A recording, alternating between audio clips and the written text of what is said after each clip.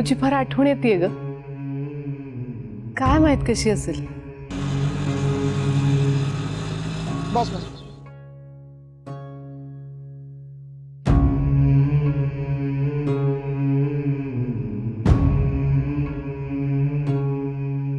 आता कोण आलं? बघ बर.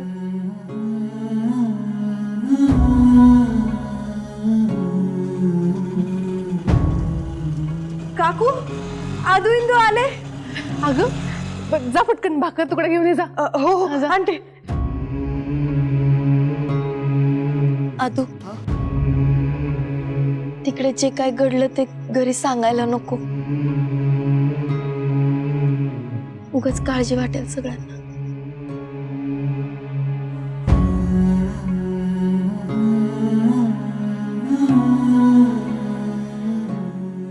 थांब.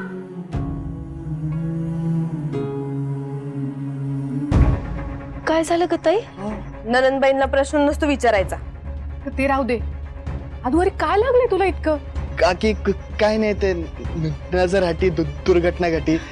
जास्त सिरियस नाही, थोडंच लागलंय. नक्की का? हा. थांब, मला नजर काढू दे. पहिल्यांदाच इतके दिवस घराच्या बाहेर राहिलास, नजर लागली असेल. मी हो ग बाई, तुझी पण नजर काढते.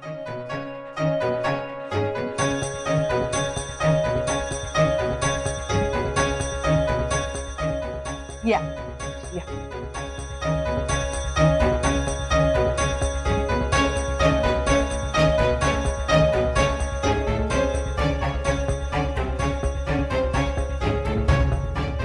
काय मग कसं झालं मुंबई दौरा?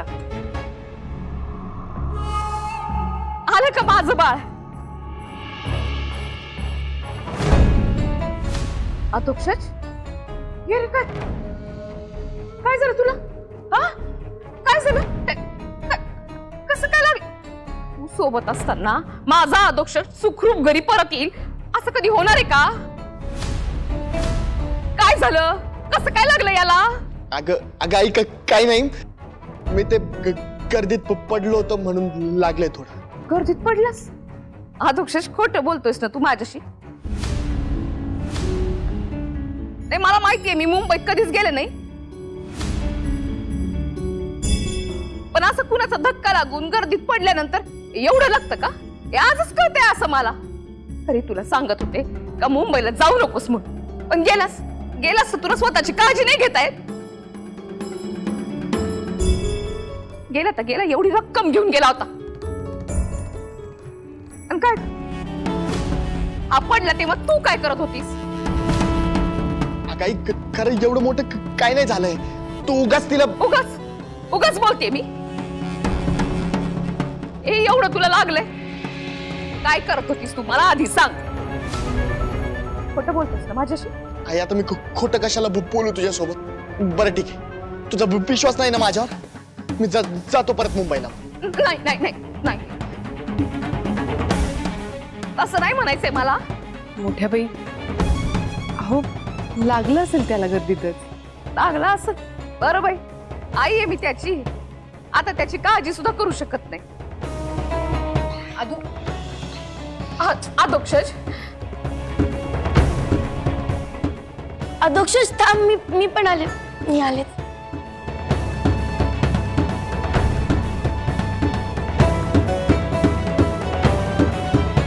मोठ्या बाई, अहो तुम्ही कशाला उगाच काळजी करताय? इंदू होती की आदू सोबत? म्हणूनच तर काळजी ना. मुलगा माझा आहे, पण सगळं तिचं ऐकतो. अरे तिच्या तालावरती नाचायला लागलाय.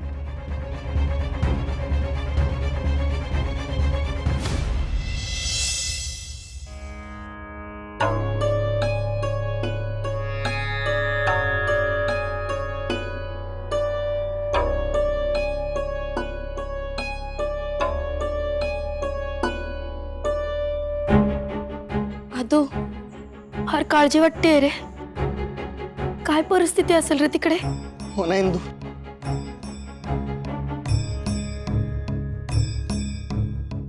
अगं मला पण खूप किल्टी वाटतंय का? आपण त्यांना अशा परिस्थितीत सोडून आलो. तू बरोबर आहे तुझं, पण त्यांनाही माहिती आपण का आलो आणि आपल्याही जीवाला माहिती आहे रे. ती घटना डोळ्यासमोरूनच जात नाही. पण बघ ना तू, कमाल आहे वल्लरीची आणि तिच्या मैत्रिणींची. एकमेकींची मदत करायला काही करू शकतात त्या. आपली जशी फंटा गँग आहे ना तशी त्यांची ती गँग. इंदू, मुंबई मात्र भावली का आपल्याला. मला आपलं स्वप्न पूर्ण होताना दिसतंय माहिती. आणि आपल्या गावातल्या मुलांचं भविष्य घडताना दिसतंय मला. मुंबई भारीच आहे आणि तिथले लोक पण भारी आहेत. प्रयत्नांती विठुराय. जो खऱ्या मनानं प्रयत्न करतो ना, विठुराय त्याची मदत नक्की करतो. आणि गावातल्या लोकांची सदिच्छा आहेच की रे. आणि मेन म्हणजे तुझे प्रयत्न. करेक्ट.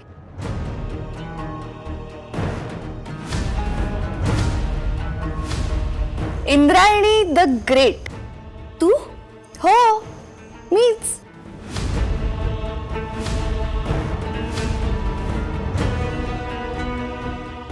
इथे काय करतेस?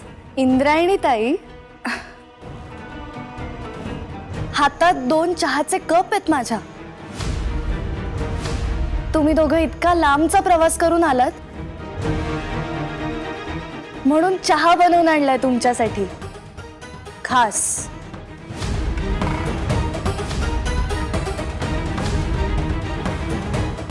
चालेल ना? चालेल ना, हो ना इंदू.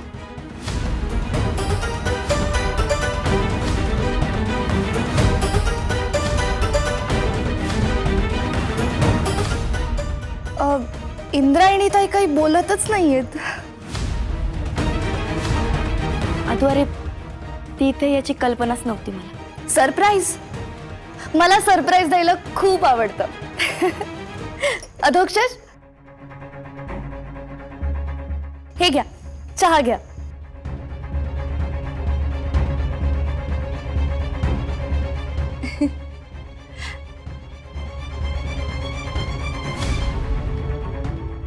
इंद्रायणी ताई, घ्या.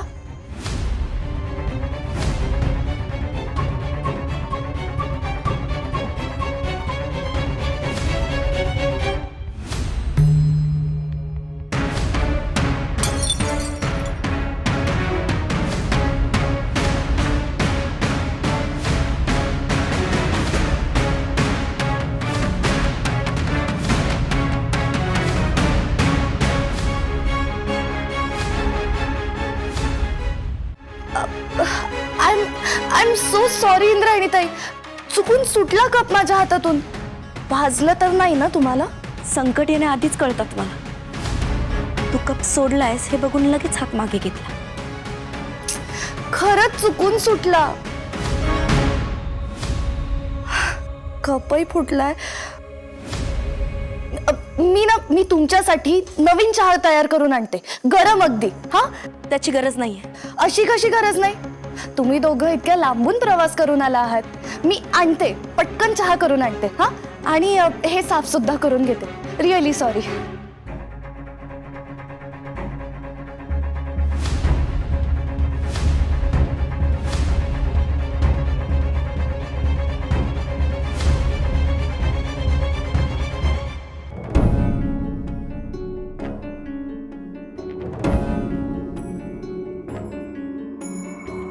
पत्त्यांचा पण ना गेम केला पाहिजे.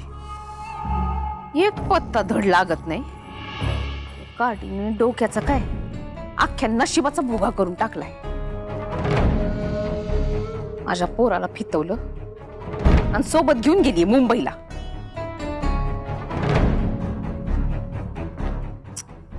आता काय लावायचं?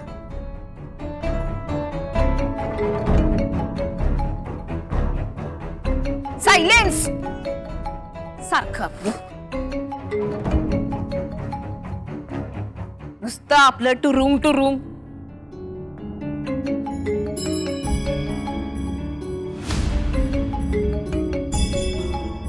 कोण आहे? आणि असं काय महत्वाचं काम काढलंय? मोहितराव सुटला. गेमाड माणूस सुटला. मोठ्या बाई, मोठ्या बाई, मोठ्या बाई. मोहितराव इटूच्या वाडीत तुमचं स्वागत आहे. काय म्हणा, पण बाहेरगावचे लोक तुम्हाला दार्जिनेत बर का. सगळीच माणसं तुमच्यासारखी नसतात ना मोठ्या बाई. काय तुम्ही आमच्या बेलसाठी साधा ट्राय पण नाही केला. तुम्ही नाही केला म्हणून कुणीच करणार नाही असं तर नाही ना. हो अहो मोहितराव, काय बोलताय तुम्ही? आता कुणा कुणाचे ट्राय दिसत नाहीत. अहो तुम्हाला सोडण्यासाठी आम्ही आकाश पाताळ एक केलंय. आता कसं सांगू तुम्हाला? वाटल्यास आमच्या जावयांना विचार. कोणाचं नाव घेतलं? हो ते तुमचे जावई घरच्या कामाला येत नाही, दाराच्या कामाला येणार काय? अहो पण नाही, पण तुमचं पण कौतुकच करायला पाहिजे बर का. आता आमच्या सुनेनं पार तुमच्या इज्जतीचा फालुदा केला, तुम्हाला जेलात धाडलं, तरी पण तुम्ही इतकं चांगलं हसून बोलताय, विशेष आहे ना.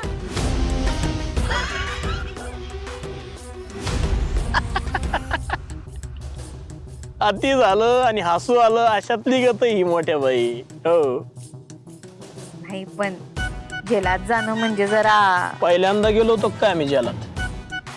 आणि कसं आहे, समाजाच्या भल्यासाठी अशा छोट्या मोठ्या कुर्बान्या द्याव्या लागतात. विरोधकांनी आम्हाला आत टाकलं, आता आम्ही बाहेर आलो त्यांची जिरवण्यासाठी. जिरवाच. आता बरं झालंय तुम्ही लवकर सुटला. तिची कोणीतरी जिरवलीच पाहिजे. आता न सुटायला आमच्यावर खुनाचा थोडी ना आरोप होता. हा हा हा, ते बरोबरच आहे. नाही मी या करता म्हणले का सुटलात ते बरं झालं. आता निवडणुकीच्या प्रचाराला लागलं पाहिजे ना. आता ही लढाई आर या पारचीच होणार आहे मोठ्या बाई. हा अख्खं गाव हादरून सोडू आम्ही. गोपाळ आणि अधोक्षच्या या लढाईत आपला मेंबर गोपाळच सरपंच म्हणून निवडून येणार. तुमच्या सोन्याची नाचक्की होणार आणि तुमचा पोरगा पडणार. पडू दे.